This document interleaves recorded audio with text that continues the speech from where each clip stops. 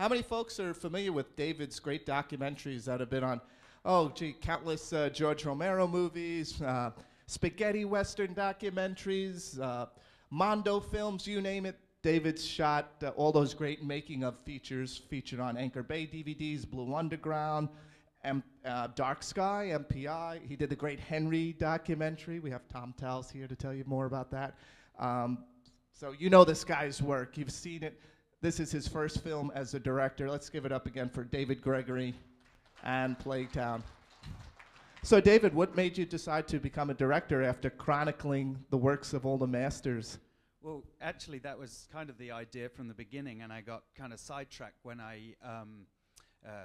two friends of mine and I took a credit card and went to Texas and did a documentary about the Texas Chainsaw Massacre, and we released that as a standalone feature in the UK, and then all of a sudden, Bill Lustig, who was working at Anchor Bay at the time, saw The Shocking Truth and liked it and asked me if I'd do the documentary on the Wicker Man for Anchor Bay.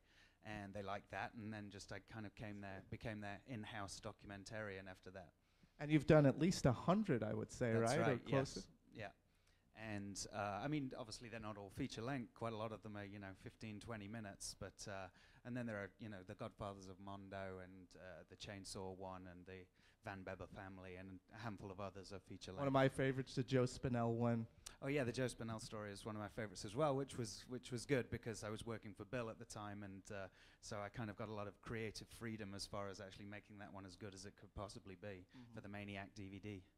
So what was it about Plague Town that made you decide, hey, this is the perfect movie to make the plunge as a feature fiction?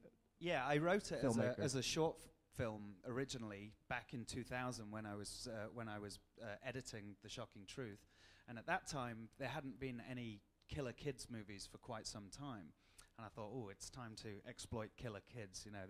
They've been completely out of the loop since, I'd say, The Brood maybe, so I thought that was a good idea. And then a friend of mine who I worked at Blue Underground with, John Cregan, persuaded me to develop it into a feature script, which I did in conjunction with him, and then it took us a few years to actually get somebody interested enough to actually finance it, and that was Dark Sky, because I'd been working with them on several DVDs, including Henry, and they picked up Chainsaw, they picked up The Manson Family, which I was a producer on, and so I had a pretty good working relationship with them, and they wanted to get back into feature filmmaking. They'd produced Henry and its sequel, and really wanted to get back into horror film production, so they thought this would be a suitable fit. Tell us a little more about the storyline for the movie. Yeah, the storyline is kind of your typical group of people lost in a rural locale, and then mayhem ensues. But I wanted to try and use that familiar backdrop and then kind of make it different when the horror starts to happen, so it kind of gets a little bit more twisted and goes in directions that perhaps are not quite so along the lines of The Hills Have Eyes and Wolf Creek, and not that there's anything wrong with those movies. I like those movies a lot, but this one's in a cold climate, and it's a group of children, and all the houses are clean. They're not got skin and rust and that kind of stuff. So there's a few things that I wanted to play against that formula, which was being used quite a lot at the time. What made you set the story in rural Irish countryside? I wanted it to be a foreign place, but because I knew it was going to be low budget, I wanted it to be a place where people spoke English, so I didn't have to deal with a foreign language.